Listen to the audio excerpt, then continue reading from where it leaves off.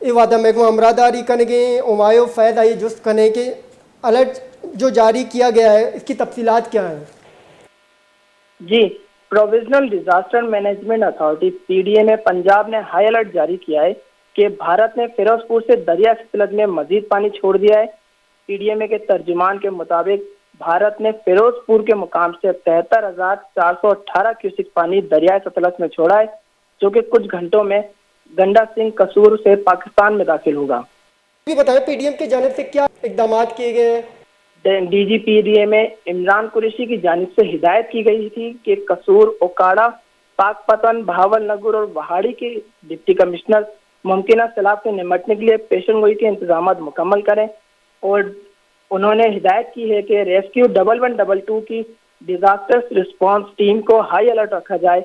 Rescue operation के लिए petrol और डीजल के स्टॉक का वाफिर मकदार में होना चाहिए और जानवरों के लिए मुनासिब जगह और खुराक का बंदोबस्त किया जाए।